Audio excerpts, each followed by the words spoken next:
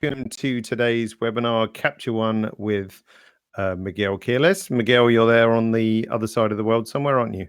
Yes, indeed, from Gray, New Jersey. Brilliant. Well, I'm just going to run through a couple of info slides for everybody. So if this is your first webinar that you've joined, my name's David. I'm part of the software sales team based out of Copenhagen in Denmark. And if you have joined a Capture One webinar before, you might see this looks a little bit different because this is our first full-on try with a new system. So fingers crossed for me and Miguel, live by the sword, die by the sword. So we did a test yesterday, Miguel, and it seemed to work pretty good. So fingers crossed that today will be the same experience as well. So just to let you know, just going to move on to this. We have a maximum of 60 minutes today. So we won't run over that, hopefully, depending on your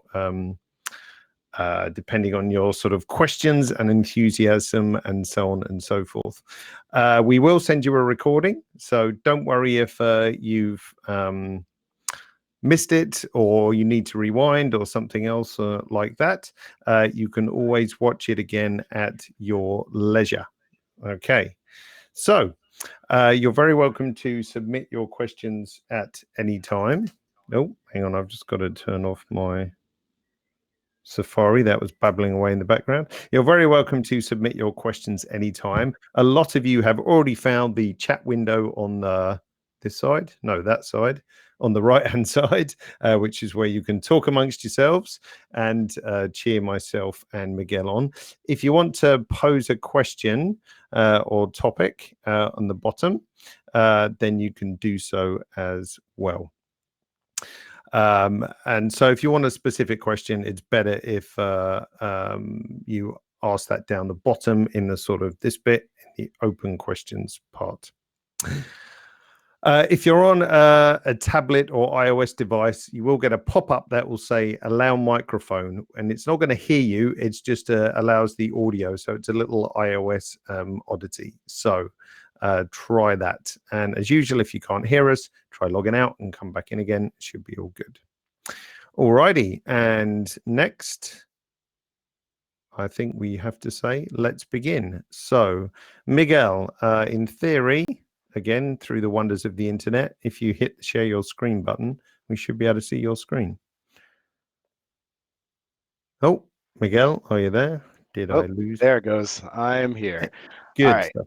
Let's see. Let's try this out. We'll go to share screen and capture one. All right. Let me know if you could see that. Yep, looks good. Oh, do you want to bump up your resolution a bit as well? Oh, yes. All right. Forgot about that. Let's change that here. We'll go to this. Might look wacky for a second, but yeah, we decided just to bump up the resolution a bit. So there we go, just so you guys can see everything nice and clearly.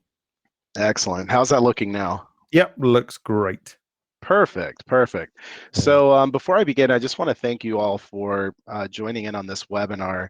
I've been using Capture One now for going on like 3 or 4 years now at this point.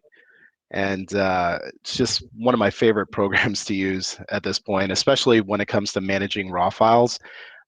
This is the bee's knees for me. So I want to show you guys a little bit about how I use the program, mainly for some of the basic stuff, and we'll get into some more kind of advanced topics as well. But I want to talk to you guys about how I manage my files, because I think that for people that are coming from Lightroom and that are interested in Capture One, I think the process is a little different. And so so I figure I'll start there if that works for everyone. Yeah, let me just interject in a minute. People are saying they're only seeing a tiny thumbnail. Let me just try a different layout for you folks. Hang on. So it looks good on my screen. Let's see. Becomes a little bigger. Still tiny. That's strange. Let's 1 second. Mhm. Say as we're on our, I can always hide my camera, you don't necessarily need to see me. So let me just kill my camera for a second. Okay. And we'll see if that's better. Sees a grey box. Strange. So it's working pretty good on my end. So most people are seeing full screen. You can always try a reload if refresh the page. That fixes it for a lot of you guys. Yeah, so you should see if it's working properly, you should see a photo of a guy with a hat. Guy with that. Yeah, you Yep, got it. it's good Most old people are Chris saying Warwig. refresh has fixed it from then for them. Beautiful. Yeah, Look at that. reload worked. So I recommend people try and reload. It works great. Or if you're having issues, just jump out and come back in again. And reload work for those people on Safari as well. Great. I think we are Excellent. good to go. So Perfect. All right. excellent. So to kind of get started, the very first thing that kind of you'll get into when you go into Capture One is figuring out how to manage your files. And I know back when I used to use a different program, I used to just basically dump all of the photos into one big folder, and I would manage the post-production from there. With Capture One, it's a little bit different. So when you open Capture One, this little folder icon here, your library, this kind of lays out the folder structure for each of the different photo shoots that I would do. So in this case, I named this session, and I always create a session for every photo shoot. So it's very similar to when you're using a program like Lightroom, the difference between creating a catalog and creating a session. So here I'm going to create a session, and all of the photos from that specific shoot will go into this folder, and it goes into this capture folder here. Typically, when I create these sessions, like right now it's called Capture One Webinar, but usually what I would do is I would have the first name of the person and then whatever the date is. Right. And that would go into another folder, which basically would be like a 2019 folder in this case, because these shots are all from this year. So that way, and over time, I could go back and say, okay, well, these shots were taken back in 2019 or 2016 or whatever. Makes it a little bit easier for me to find. So all the raw files basically go into this capture folder, and then afterwards, so it sets up 4 different folders underneath this Capture One webinar session, which again would just be first name and date of the photo shoot. So all the images are here in capture folder. So if you're ever trying to figure out where did your images go, hopefully you set it up in this way to where they all import into this capture folder. And then the selects folder is typically where, once I've figured out what the images are out of the bulk images. So let's say if I did a photo shoot of like 800 images, I'm not going to retouch 800 images and deliver that. There's only going to be No? perhaps, Are you I mean, that sure? would be insanity. So I would typically have anywhere from 5 to 8 images out of a session that would go to the client. And so those images, in order to find them easier and quicker, I actually drag them into the selects folder, so that way, let's say later on, if I am trying to find those images, I can just go into selects folder. I'll actually just do it here just to show you guys. So it'll say, are you sure you want to move it? Yes, I do. And now when I go into selects, this would be one of the 5 to 8 images that I would have delivered to the client. And it makes it really easy for me to find. Output location, basically, whenever I deliver images, I'm going to have a folder. In the output folder, there's going to be 3 subfolders. I'm going to have the edit folder, which is basically the TIFF file or the PSD that has all of the layers with my retouching. Just in case if the client comes back and says, oh, you went too far with the retouch, or you didn't do enough, it makes it easier to find. Then I have a JPEG folder, which is basically the high-res JPEG. Sometimes I name it delivery folder, just depending on my taste, but essentially those are the files that get sent out to the client. And then I have a web folder, which is one where I take those JPEGs and I actually make them a little bit smaller so that I can distribute them on Facebook or Instagram or whatever else. And I don't delete files. I'm kind of a hoarder when it Same comes here. to Yeah. photos. So this trash folder, I never really use it. But yeah, so essentially that's how I would set up my sessions and how I set up my photo shoots. And it's really simple and really easy for me to be able to access those files at a later time. So take this back out. So the other thing as well, usually what I'll end up doing when I have a bunch of different images in this same library tab or in this same section here, what I'll end up doing is we only have 13 images right now in this folder, but again, there would be 800, 900, who knows? If it's a wedding, it could be a couple thousand. So what I tend to do is I'll go through each image and I give it a rating. And you could do that just by hitting, anywhere from 1 to 5. Mhm. Um, and I just apply a star rating to the image. So the goal usually on that first pass is to take, let's say in this case is 13. I want to bring that number down to like maybe 10% of the total number of images that there are in that session. So in this case, I mean, it's a little different because these are 13 that I actually like. But in a real session, if it was 1,000 photos, I'd want to cut it down so that there's approximately 100 in this 1 star area. And then when you click on that, you'll just see those 100 photos. And then I basically do the same thing all over again. So I look at those images, which ones do I like, which ones don't I like. The ones that I do like, I give it a 2-star rating, and so on and so forth until we get to the very end, which once we get to the 5 stars, typically those are the ones that actually just get pushed over into the selects folder. So if I ever open up any of my sessions and let's say, you'll see like a bunch in none all the way to 4, and then 5 stars, basically there are none. And that's because they're all in the selects folder. So essentially that's how I manage my files. And that's been a process that I've been doing now for a few years, and it works for me.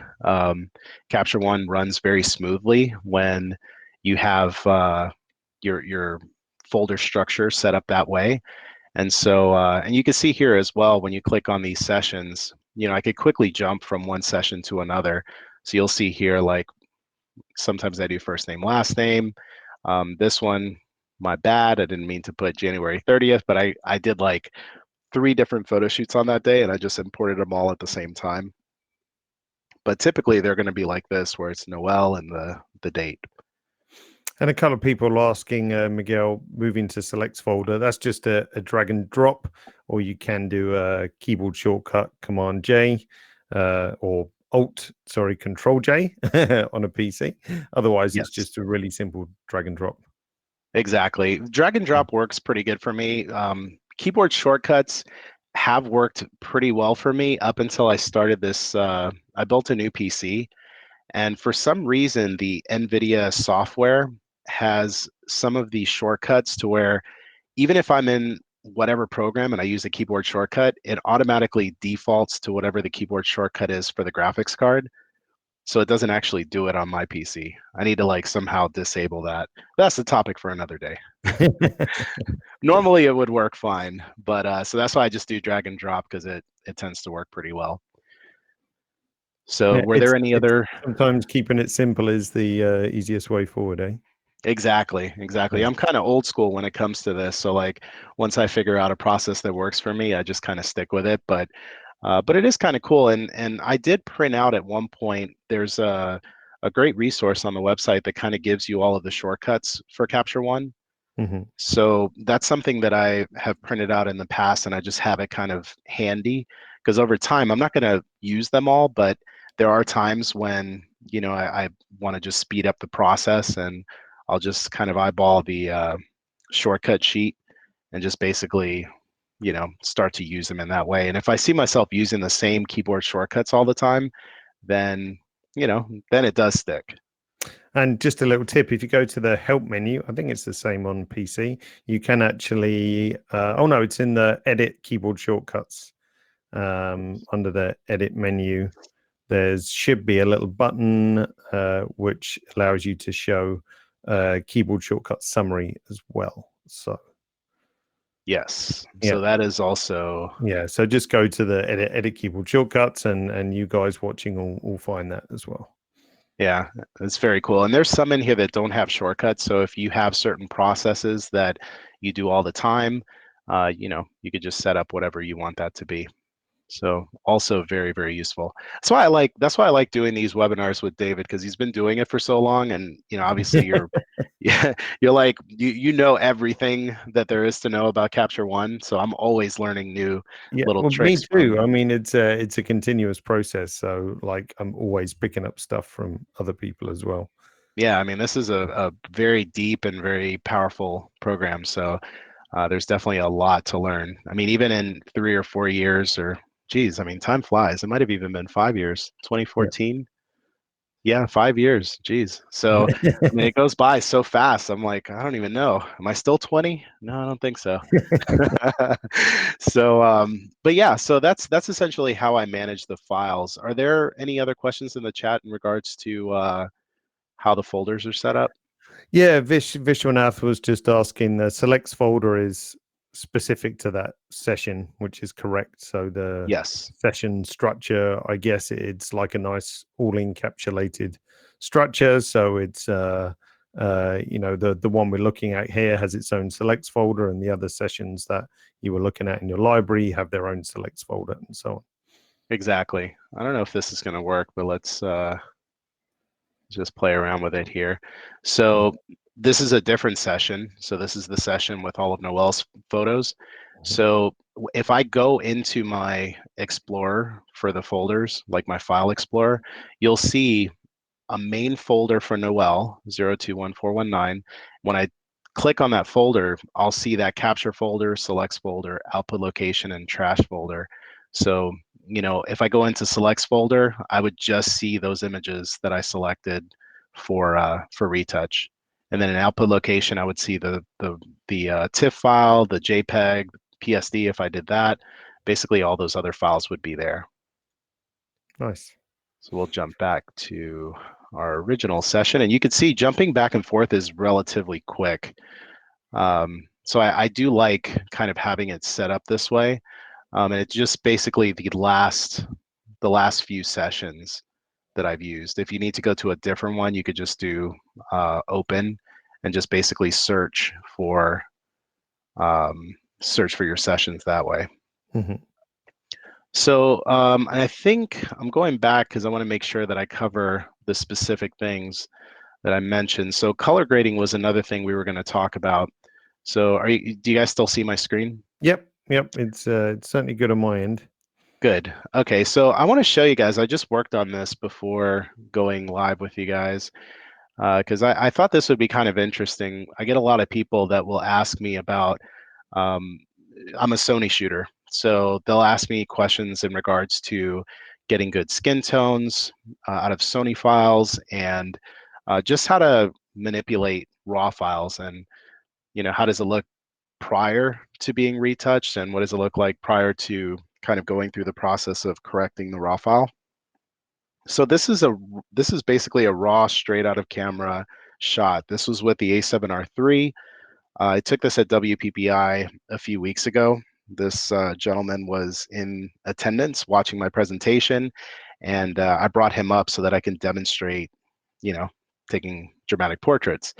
And so he wasn't ready to have his photo taken. So, it's just the way it is. If you ever attend any of my workshops, it's possible that I might end up taking your picture. So this was one of the raw photos that kind of came straight out of camera. And this is what it looks like just with adjustments from Capture One. So you Hmm. could see that it's a pretty big difference just taking it from the raw file and basically making a bunch of different adjustments within Capture One. And then just to give you guys an idea, so let's go back here. We will deselect. And this is what it looks like. So here's the Capture One edit, and then here's what it looks like as a final edit. So this is what actually would get theoretically delivered to the client if this was an actual client shoot. So you could see that there's not a tremendous amount of difference. Really, the main difference is kind of come down to just retouching blemishes or, um, you know, broken veins or blood vessels in this case, just kind of playing around with dodge and burn. So it's fairly simple, but you could see that going from here with the raw file to here in Capture One, it's possible. So for those people who are like, oh, I don't like the skin tones, keep in mind that when you're shooting raw, you could do whatever you want with the skin tones. I mean, I could literally turn him into Incredible Hulk if I wanted him to have, you know, green skin.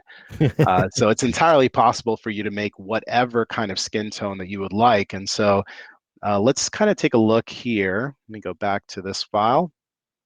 And I'll kind of walk you guys through some of the adjustments that I did so you can get an idea. And also so that you get an idea of what panels that I actually have open when I'm working on a file. So right now I'm in the exposure section here. And I usually have the histogram open because I want to get an idea of whether my image is under or overexposed. I don't always go by this because in this case, we're shooting on a black background. And so it's going to show that it's underexposed. But if I was to actually lift this image more than where it's at right now, it's going to be too bright for my taste.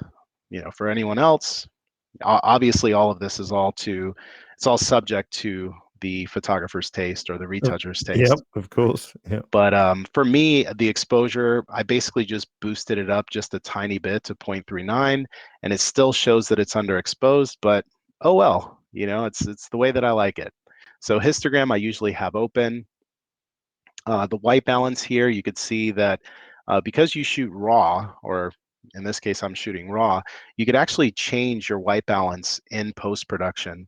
So a common question that I get all the time is, what white balance are you using to get the skin tones that you're getting in your photos? And I basically just use auto white balance because I can change that in Capture One after the fact. So I could change it to daylight, shade, cloudy, whatever, or I could just manipulate these sliders and I could get something that, you know, is customized for that particular image.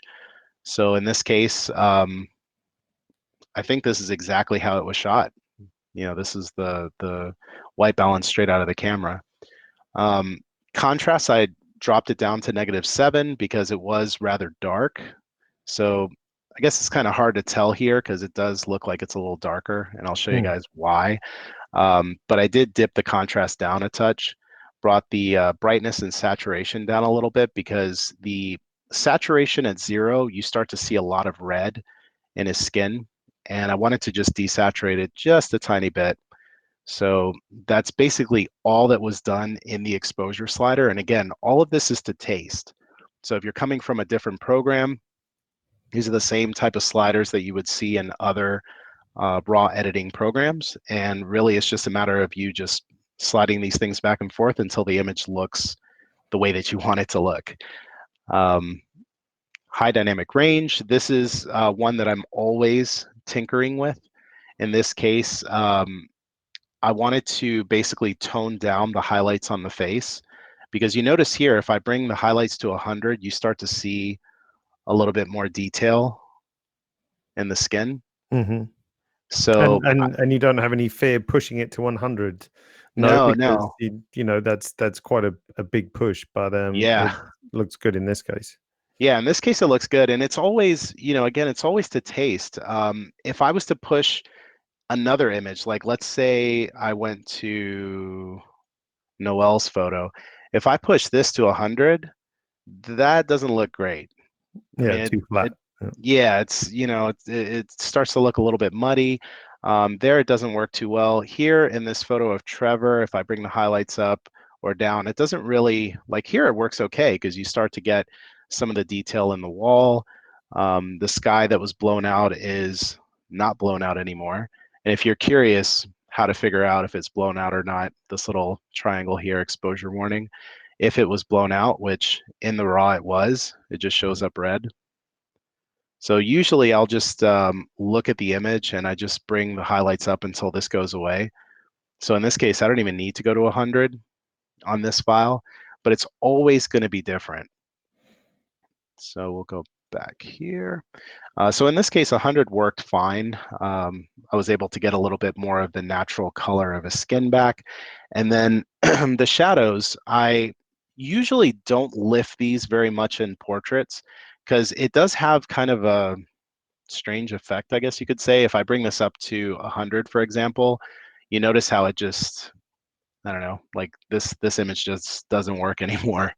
So I tend to, if I bring the shadows up at all, usually anywhere between 0 and 15 is about the max that I would go.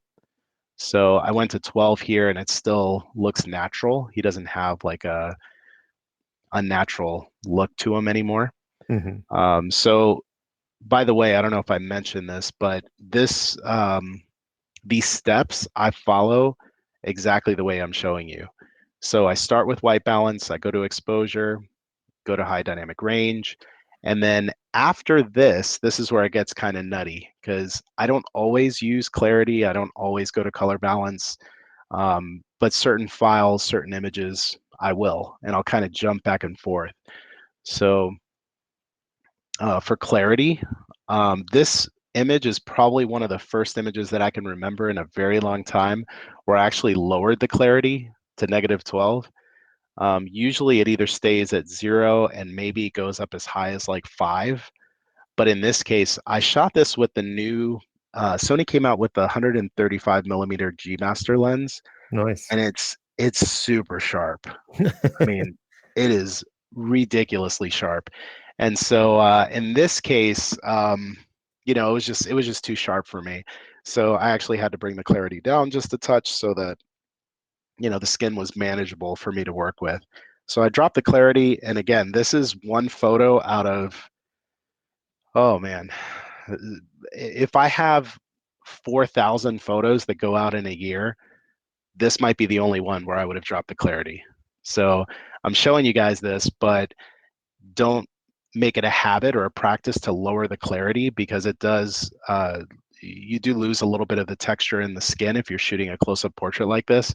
Yeah. But in this case, I didn't mind. So just to show you guys, this was at 0.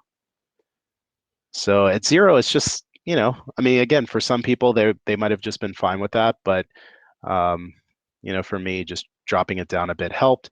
And then I did bring the structure up. And so usually, if you bring the structure up, you could see like if I bring it all the way up to 100, the hair looks very sharp. And the image, the way that it's shot at f1.8, it to me wouldn't look great if it was at 100. So again, all of these sliders are all to taste. I kind of play around with them. I did want to add a little bit of structure to the image so that you could see a little bit more contrast in the skin. So we brought that up to 9. So before I continue, because now we're going to get into a little bit of the color grading side of things.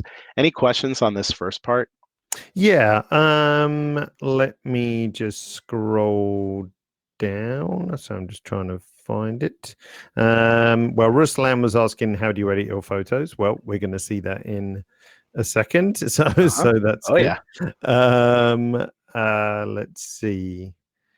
There was one that I wanted to ask you. Oh, someone asked on the chat, not in the questions, about sessions, which I can just answer. So they were sort of comparing it to Lightroom, and just to say, Capture One has exactly the same system as well as Lightroom, where you can have a catalog and import your images into a catalog and so on. But we also have sessions which work particularly well for single projects, if you like the shoot that you did with this fine gentleman here, Miguel, for example. It's particularly good for tethered shooting and so on and so forth. So we can match what Lightroom does and give you another option with sessions as well. So I have a question for you, David. Yes.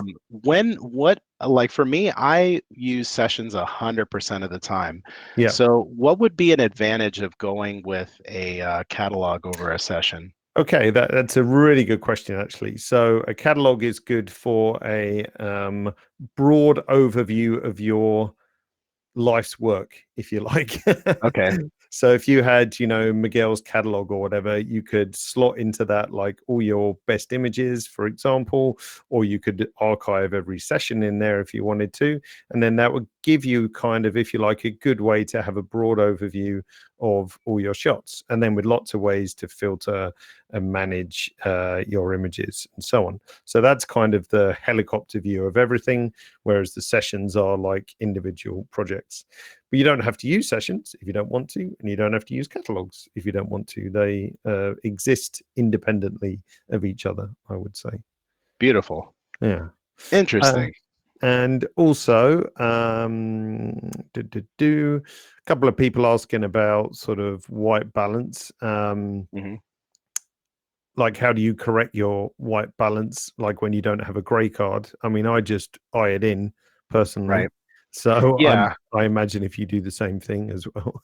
Yeah, I pretty much do the same thing. So, like, let's take this image, for example, because that is a really good question.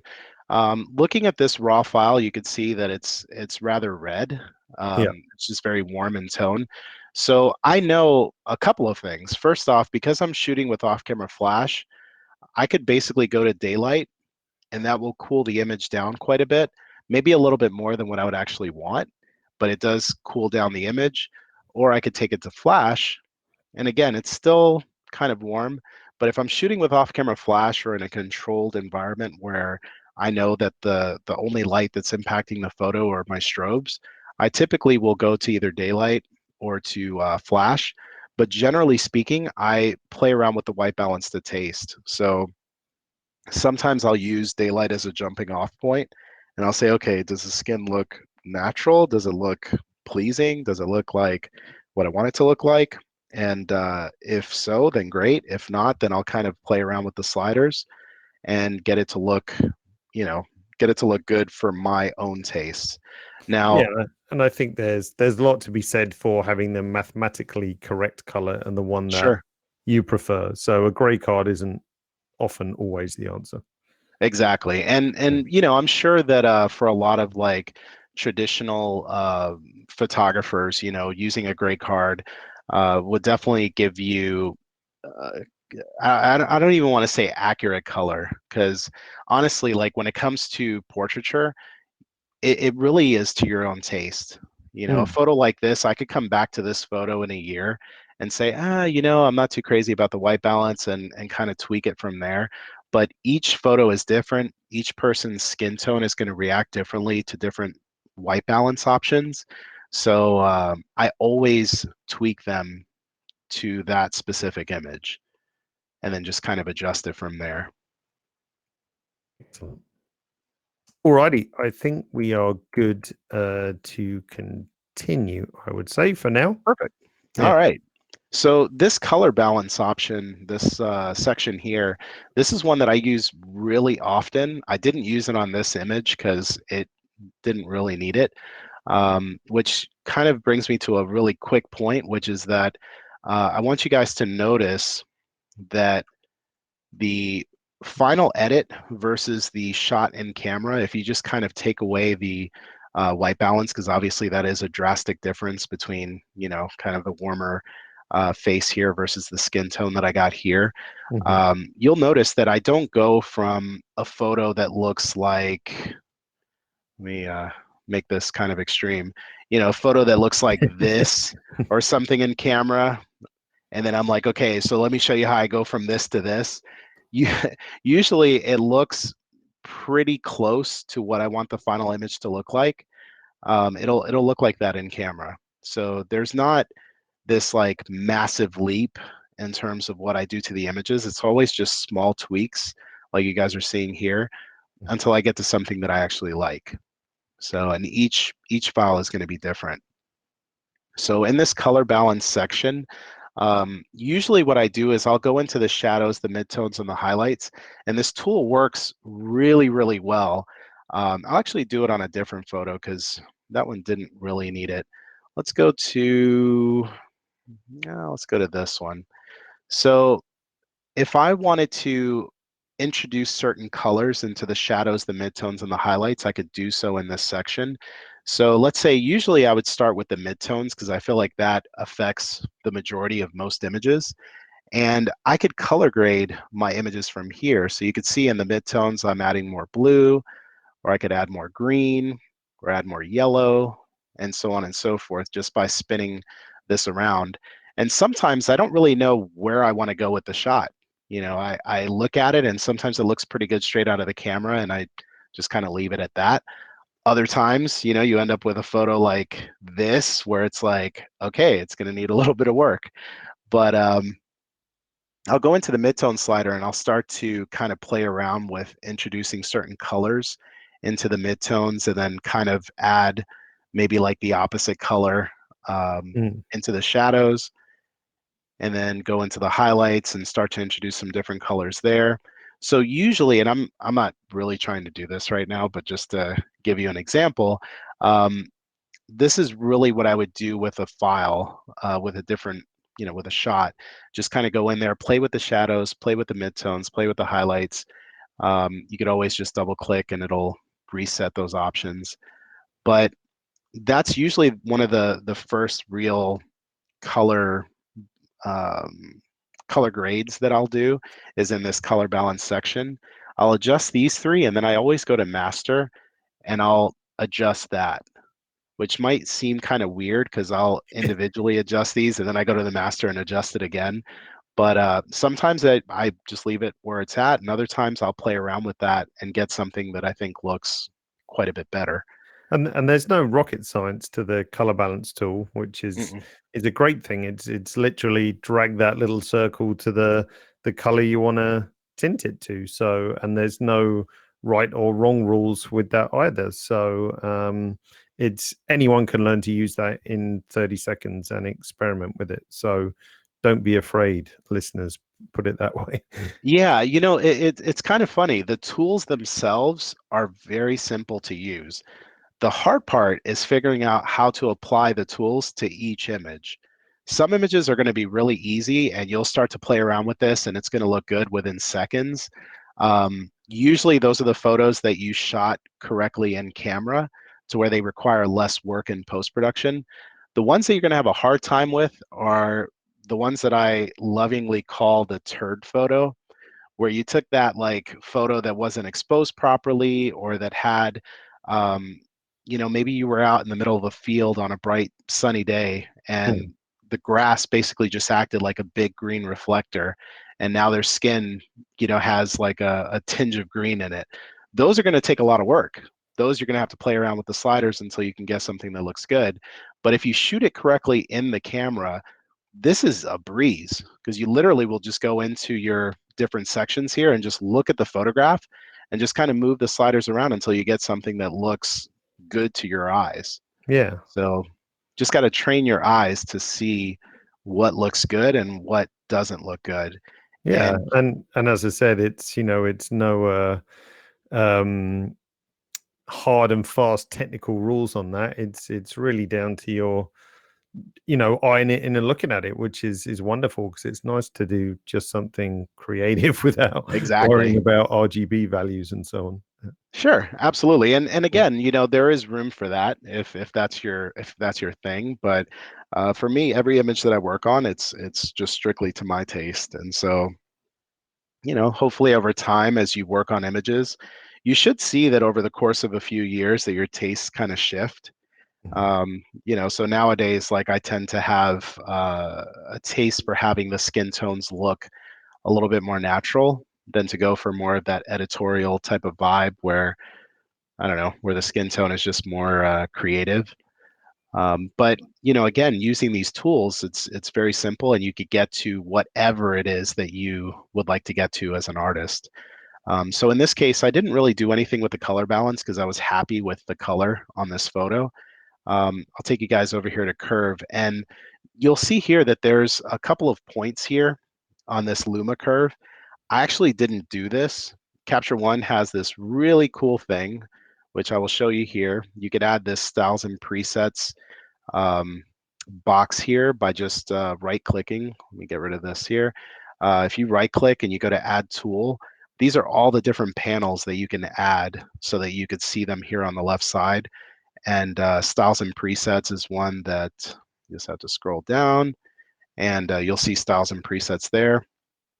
So here's what I did. Um, there are these built-in presets in Capture One that I absolutely love. And if you go into your curve, you'll see that I added this contrast luma curve. You could go in there manually and do this to the photo, or you could just use this as a preset and just click on that, and it's gonna basically add this curve. So I'm gonna turn this off. So that's what it looked like before I did it, and that's what it looks like after. So you can see that it makes a pretty big difference just by adding that contrast luma curve. You can see that by going to some of these other ones, you could see what it does to the image. This is kind of like just a quick preset, very similar to what you would use in a program like Lightroom. Um, but it just kind of shortens the amount of time that you have to spend in post-production doing different things. So that curve that you saw, the Luma curve, was just me clicking on that and it automatically applied that. So that was that. In levels, this is where a lot of the magic for me also happens. So it's a combination of color balance and then levels. So here I go to each individual color. You can see I made some adjustments here in the red channel, just kind of playing around with the color until I get it to look the way that I want it to look. Let's bring this one back. Same thing here. You know, you can introduce colors into the shadows or into the midtones or into the highlights of the image. And usually what I'll do is I'll start with red, play around with each of these sliders until I get it looking pretty good, go into green, play around with these, go to blue, play around with those sliders. Ultimately, after a few seconds of basically just going from one of these, from red to green to blue, I ended up getting the look that you're seeing here. So from this point, the very last thing that I'll do is go into film grain. And this actually covers the last part of what I was going to talk about, which is kind of getting that filmic type of look to your Mm. images, is by adding grain. And it might seem really weird because I think a lot of people are like, you take this like super sharp photo with this sharp lens and then you add grain to it. And yeah, I add grain to it I know. because back in the Spend all this day, money on low noise cameras that shoot at incredible ISO, and then we put it all back. Yeah. I know it's crazy, but you know, it's happening in a way that is controlled and in a way that's really, really beautiful. And one of the things that I love about Capture One specifically is that they have a variety of different types of grain that are very similar to the type of grain that you would have had if you were shooting film. So maybe for the people that are watching right now, many of you may have shot on film before and you know what I'm talking about. For the younger folks that are out there, there used to be a time when you used to take a photo and it was on film and you only had like 12 to 36 exposures and you had to wait forever to get it developed. You know, nowadays it's much easier. But one of the things that we lost was having this like beautiful grain that was inherent in the film. And so with all of my photographs, there's always grain that is added to the photo. And typically what I'll do is I'll zoom in really, really close. Hopefully you guys can see this um, in the window here. But if you go to the type, there's all different types of grain. You have fine, silver, soft, cubic, harsh, tabular. So for me, I love to use silver, fine, and soft. It's usually one of these. And I would venture to guess if it was going to be one, it probably is in the silver rich type. And what I'll end up doing is the impact basically just says how much grain is going to be added to the photo. So if you look at it as a whole, you don't really see very much of it. But obviously, if you zoom in, it's like super grainy. And Yeah, it's like a opacity control is maybe to think of it as well. Yeah. exactly, exactly. So by adjusting this, it's going to basically impact the photo more or less, or you could take it out, of course. So I'll tend to look at the photograph, especially on these edges here, and just see if the amount of grain that's being added is one that looks pleasing. And then the granularity, I can make it to where it's really grainy by bringing it up to 100 if I'm trying to go for like, I don't know, like a newspaper vibe, you know, where the newspaper photos are super grainy. You could do that straight out of the program. I don't really go that far into it. I'll just basically just bring that up to somewhere between 50 and 60 usually. And even here, that's still a bit much. But again, these sliders, you basically can just kind of play with them to your own taste until you have just the amount of grain that you're happy with. And that's how I end up getting a lot of my images. I'll get comments where people say, "Oh, it looks like it was shot on medium format," and that's because medium format has a certain look to the grain that looks different than what you're getting out of your regular digital files, and it's just grain.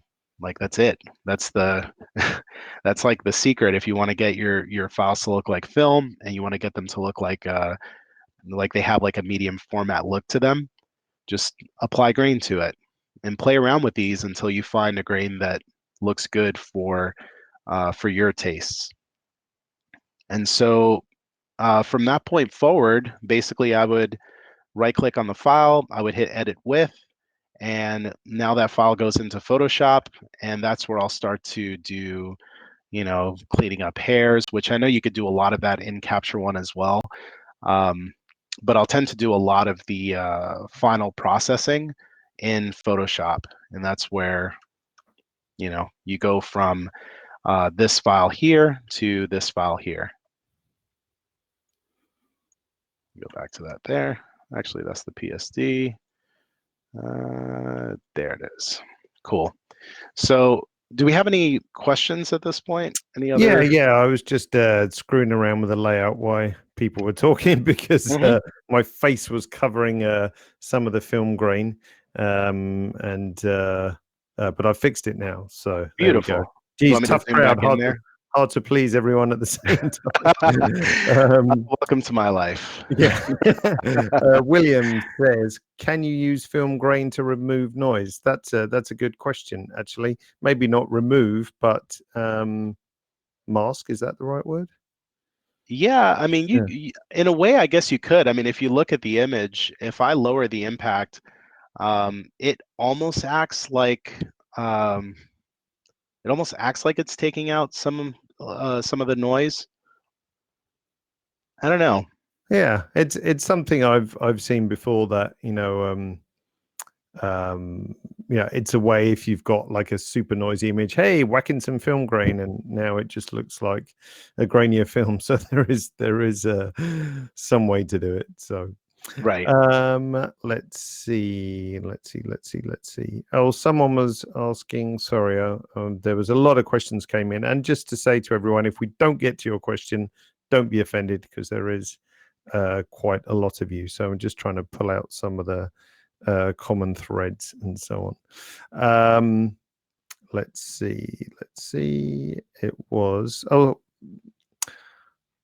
that was Derek. Hopefully, Derek. I'd love to hear some more about adjusting skin tones as opposed to using the levels method or color balance. So, I mean, there is the advanced sort of color editor, but maybe this comes under, how do you feel the skin tones come out of Capture One? Do you have to do a lot of messing about with the tone as such? Yeah, that's a good question. Usually, part of the reason why I use Capture One is the fact that the raw files tend to need less work overall for my workflow, for my style, because I tend to try to get everything looking relatively decent in camera. If you're the type of person that shoots very underexposed all the time, or your exposure settings are all over the place and your white balance is all over the place, then it does take a little bit of work.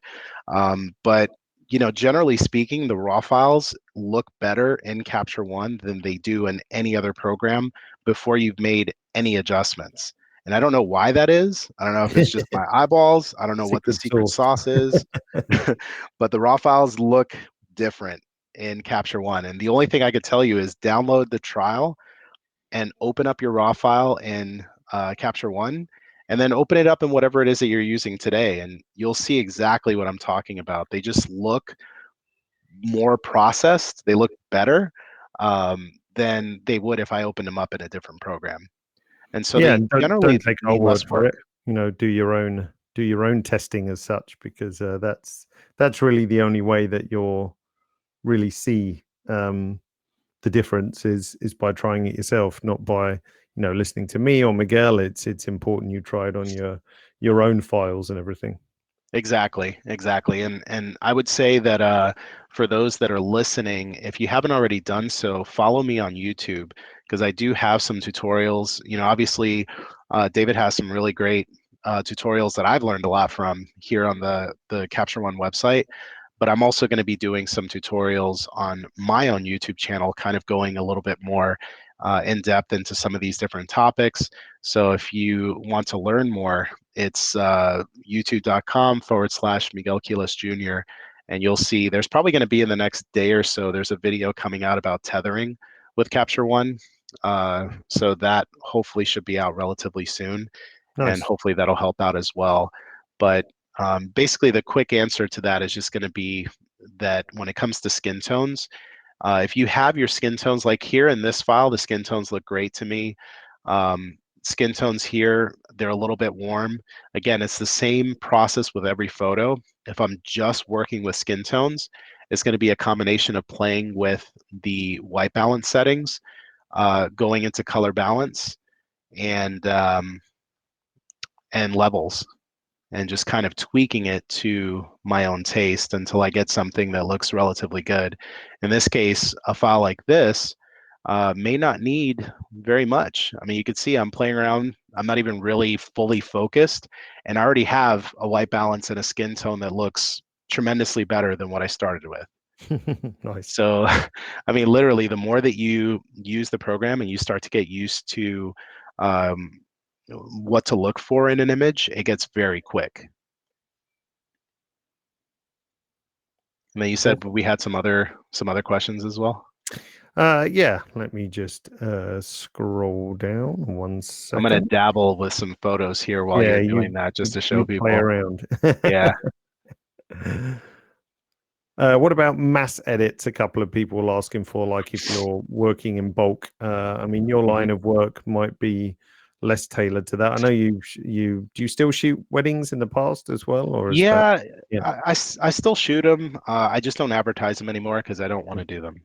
yeah it's too stressful, right? Uh-huh. Oh yeah, it's too much work. But even for sessions like this, if I had a bunch of images that I needed to apply all of these adjustments to, I would just make the changes to one photo and just Yeah, go up to adjustments, copy adjustments, and then just paste them. So you just go back to that, apply adjustments, and it'll apply whatever you did to the one photo to the rest. yeah, and I've often heard that people think, oh, Capture One is the tool that just works on, one image at a time or whatever. It's not a batch processing tool, but that's not the case. I mean, we've seen just from you working, like, the speed that you can browse to different images, open different sessions, zoom to 100%. This looks nice and super crispy on screen and so on. So don't think of Capture One as just a single image editor. It has just as much, if not more, batch features than any other sort of choice that you could make out there as well. Is that you in the picture? Yeah, that's what I was zooming in. You can actually Miguel's see my hand. hands there. Yeah. It's funny. I oftentimes will get a lot of questions, and this is also kind of like a closing comment, is that I'll get people asking me, like, what did I do in post processing to get the skin texture that I have? And Mm, I guess now is kind of a good opportunity to show this, that the skin texture is there in the raw file. So this basically just has those few adjustments that I made to the color. But as far as detail, as far as the clarity, you could see that there's a lot of texture. And so, none of this skin texture is applied in post-production. The only things that I'm doing is basically taking care of blemishes or, little spots like makeup and things like that. So like if you zoom in, you'll see these little spots here of like where, the makeup basically just mhm. these different areas here. So like, these are things that you could just really quickly just kind of clean up in post production, but everything is very targeted. So I'm not going in there and just making a global change to everything when it comes to the skin. I'm just zooming in and I'm just attacking those parts of the image that have a problem, skin texture wise. Yeah, for sure. So, but yeah, essentially when it comes to the skin tones, that's your way forward. White balance, color balance, and levels, and each image is going to be different. But as you go through and work on a lot of different files, you start to develop a taste. And so I know right away when I look at a shot, what do I think that I might want to do with it? Do I want to warm it up, cool it down? Do I want to add more green or yellow or magenta or whatever? And I just make those adjustments. And if I don't know what to do, then I just play around with the sliders until I get something that looks good. So if I see, for example, this image, the raw shot was very red. So if I play with the red, which is the midtones, you could see like that looks pretty good. Mm. And what did I do? I mean, I just went to levels and I just, changed the reds here. And sometimes it's that easy. Like that'll be the extent of the work that I'll do in Capture One. Sometimes I'll sit and I'll kind of play around and I'll say, okay, well, let's play with adding some red into the highlights and let's kind of add a little bit of green into the shadows of the image. And then I'll go here and I'll kind of play around with this and say, okay, let's see what we can get there. Well, didn't That's need to probably do good anything there. for Melina, who was asking, Melina Vasquez. Hopefully it's Uh-huh. Melina. Good to She was see you. talking about shooting with her Nikon, I think it was, and Uh-huh. not necessarily happy with, the tones coming out of it straight away. Yeah, And they're probably cooler tones. yeah, exactly. So, just try what Miguel is doing with the levels tool, also with the color balance. Like if you think, what, maybe the shadows are a bit too cold, you can just push the wheel to the opposite side. There's lots of different options. I mean, there's also the color editor, which is a skin tone tab if you want to target skin tones as well. So there's lots of different techniques which you can use, all being sort of, relatively similar in getting the outcome. It's like picking your weapon of choice as such. And make sure you use raw files, as Livingston says. Yeah, Yeah. exactly. Always shoot raw, none of this JPEG stuff. Yeah. No, no. If you're shooting JPEG, I'm sorry for you, but none of what I'm showing you is probably Yeah. going to work out too well. Definitely shoot raw. Yeah, and of course calibrated monitor and all that kind of stuff. If you're shooting blind, then of course it's impossible. Yeah. Absolutely. Yeah. How we doing? Oh, blimey, we've nearly done our hour. That went Holy cow. Jeez, I holy talk too cow. much. That went pretty fast. Yeah, I did. Okay, I'll just pick out a last few questions. So Sure. um, that was a good one from Vincent. When to go to Photoshop? I mean, at what point do you think, okay, I'm going to stop in Capture One and now I'm going to Photoshop? Because Photoshop Yeah. still has a place, of course, for anyone's workflow. I mean, I'm not a big Photoshop user, but I'll dip into it occasionally. So, what's your kind of cutoff point? Sure. So, like, this is a perfect example. Looking at this shot here, basically, when I take the photo from this, which would be basically unusable for me, to this, Hmm. this is where I would jump into Photoshop, and then that's where I would start to kind of heal up some of the, different parts of the skin Yeah. that might be problem areas, and maybe do one final color grade there. And this is another thing too that I didn't mention. So this is the TIFF file after I'm done with Photoshop.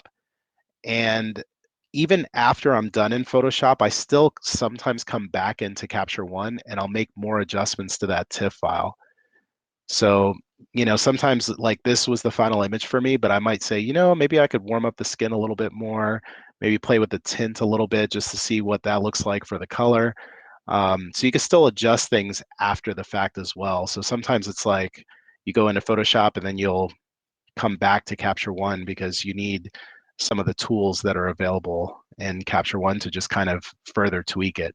So even Yeah. there, like I'm just goofing around and I actually like this better than what I started with. So Yeah, there's no reason. I mean, my kind of preferred workflow is, get to a point in Capture One, bounce out to Photoshop if you need to, and then as you've done now, like now you've got your TIFF file in Capture One, you could play with a color grade, you could make another variant and try a different color grade, you could make a black and white, and all of that stuff really. So that's the true kind of super slick workflow is to do, what Miguel's doing now. So you can make variations of your final images. And because you're in Capture One, we're not changing the pixels in the TIFF. It's just a set of instructions on top of it. So it's a pretty awesome way of working as well.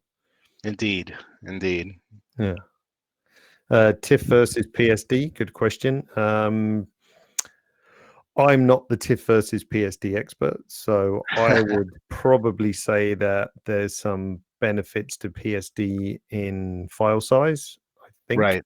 They are. slightly smaller. They're smaller, but honestly, the storage nowadays is so inexpensive. It's I would cheap. much rather have that higher quality file. Yeah.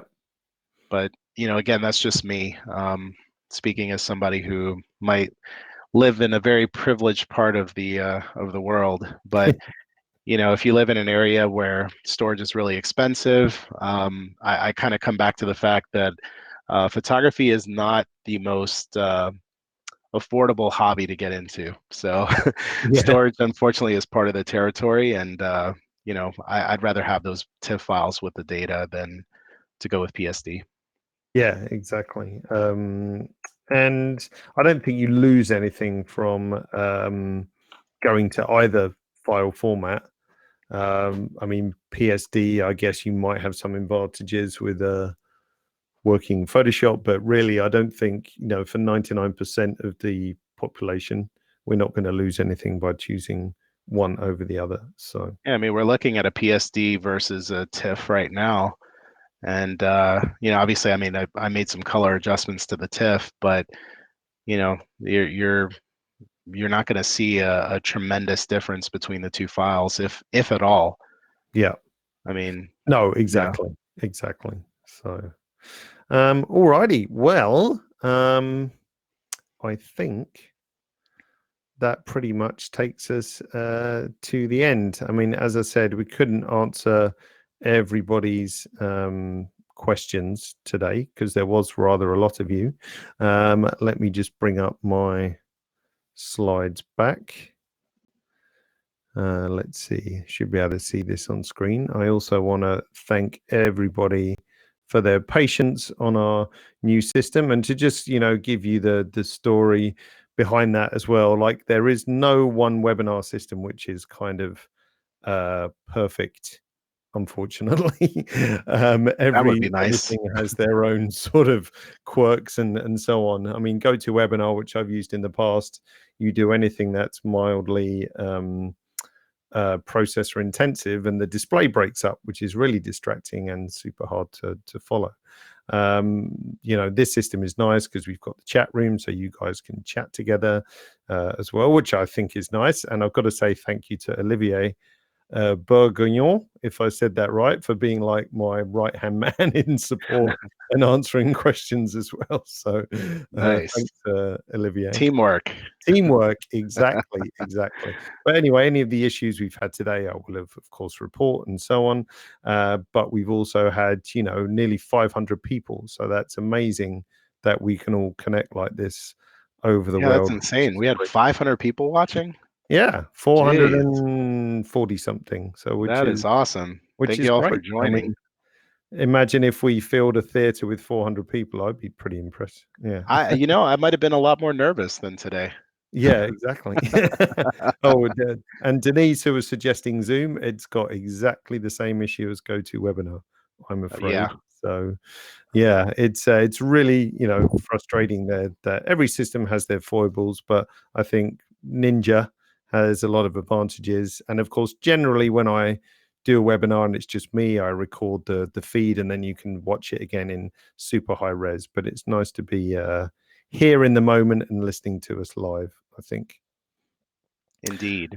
Yeah, cool. Let's see. And also next webinar, if you want to join just me, that's talking about tethered capture. So we have a little camera set up and just shoot something here and talk you through the workflow of shooting tethered, which you do all the time, Miguel. So Oh yeah. yeah, And we're planning on doing a live stream on my YouTube channel as well, where nice. hopefully we can get a little bit more in depth, and I can pick your brain Yeah. we'll switch seats, and Switch I'll pick your seats. brain.